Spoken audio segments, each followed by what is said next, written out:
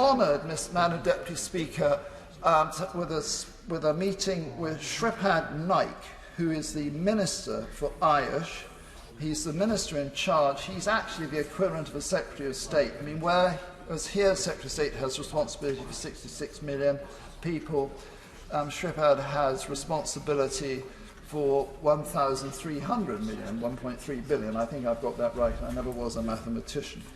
And I've spoken to the Secretary of State about this, and Secretary of State, our Secretary of State, would be very happy to receive the invitation that Minister Naik offered for him to visit India and look at these medical systems. I went around 12 hospitals, and also to establish a working group on traditional medicine, as they've got with Germany. Madam Deputy Speaker, and I just say to the Minister of State before she gets distracted, Minister Naik is in the process of opening 5,000 integrated health clinics with allopathic medicine and complementary medicine, the Ayurveda medical system of India, and homeopathy. 5,000 clinics are being operated. And AYUSH, with its medical system, naturopathy and yoga and homeopathy, has 700,000 practitioners, 700 teaching institutions, 200 postgraduate institutions, 46,000 annual intake in degree courses, 6,000 for postgrad courses per annum. It runs 3,000 government hospitals, which are integrated healthcare hospitals. It has 28,000 dispensaries.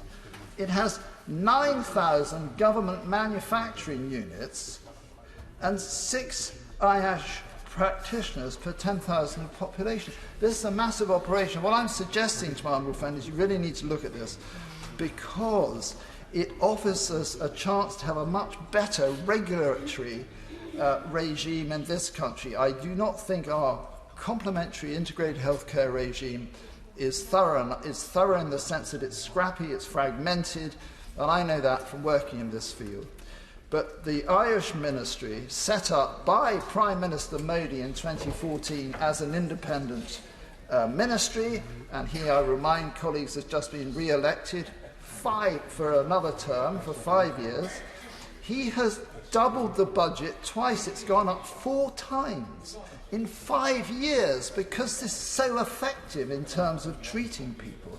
It's extraordinary, and they control research, central regulatory bodies and research councils. They control education, 11 national institutes. They control drug quality, care and regulation with 2 central pharmacopoeia laboratories and National Medicinal Plant Board they have. So I just say this, Madam Deputy Speaker, looking around at the landscape outside the House now, and the general attitude to issues which has got very intense, people's anger about plastics, it's only a matter of time, Madam Deputy Speaker, that a tsunami comes round the corner of anger that people are not here allowed these services across the health service. And I really do encourage my right honourable friend to look at this, because they do provide solutions where antibiotics are failing. They provide solutions to opioid addiction, and those are the 3 main services that AYUSH offers: Ayurveda, yoga and naturopathy, and